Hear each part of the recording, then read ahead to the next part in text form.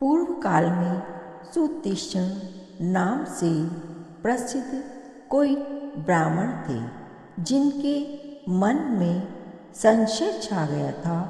अतः उन्होंने महर्षि अगस्त्य के आश्रम में जाकर उन महामुनि से आदरपूर्वक पूछा, हे भगवान, आप धर्म के तत्व को जानते हैं।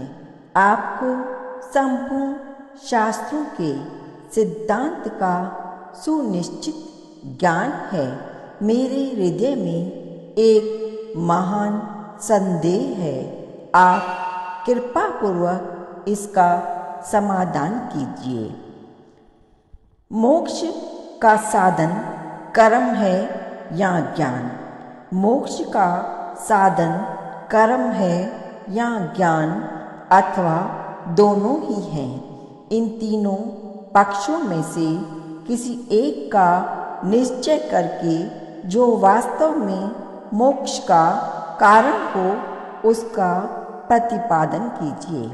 अगस्त्य ने कहा, ब्राह्मण, जैसे दोनों ही पंखों से पक्षियों का आकाश में उड़ना संभव होता है, उसी प्रकार ज्ञान और निष्काम कर्म दोनों ही परम पद की दोनों से ही परम पद की प्राप्ति होती है।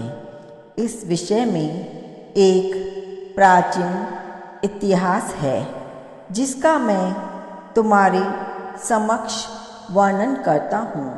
पहले की बात है, कारुण्य नाम से प्रसिद्ध एक ब्राह्मण थे, जो अग्निवेश्य के पुत्र थे। उन्होंने संपूर्ण वेदों का अध्ययन किया था तथा वे वेदांगों के पारंगत विद्वान थे। गुरु के यहाँ से विद्या पढ़कर अपने घर लौटने के बाद वे संध्या वंदन आदि कोई भी कर्म न करते हुए चुपचाप बैठे रहने लगे। उनके मन में संशय भरा हुआ था। पिता अग्निवेश्य ने देखा कि मेरा पुत्र शास्त्रोक्त कर्मों का परित्याग करके निंदनीय हो गया है। तब वे उसके हित के लिए इस प्रकार बोले। अग्निवेश्य ने कहा, बेटा, यह क्या बात है? तुम अपने कर्तव्य कर्मों का पालन क्यों नहीं करते? बताओ तो सही। यदि सत्कर्मों के अनुष्ठान में नहीं लगोगे तो तुम्हें परम सिद्धि कैसे प्राप्त होगी? तुम जो इस कर्तव्य कर्म से निवृत्त हो रहे हो, इसमें क्या कारण है? वह मुझसे कहो।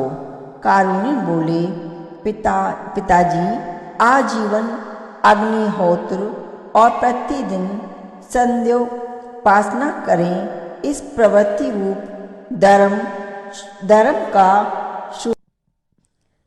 का श्रुति और स्मृति ने विधान अथवा प्रतिपादन किया है। साथ ही एक दूसरी श्रुति भी है, जिसके अनुसार न धन से, न कर्म से, न संतान के उत्पादन से ही मोक्ष प्राप्त होता है। मुख्य यतियों ने एकमात्र त्याग से ही अमृत स्वरूप मोक्ष सुख का अनुभव किया है। पूज्य पिताजी, इन दो प्रकार की श्रुतियों में से मुझे किसके आदेश का पालन करना चाहिए? इस संशय में पड़कर मैं कर्म की ओर से उदासीन हो गया हूँ। अगस्त्य कहते हैं, तात सुतीक्ष्ण, पिता से यूं कहकर वे ब्राह्मण कार्य में चुप हो गए। पुत्र को इस प्रकार कर्म से उदासीन हुआ देख पिता ने पुनः उससे कहा।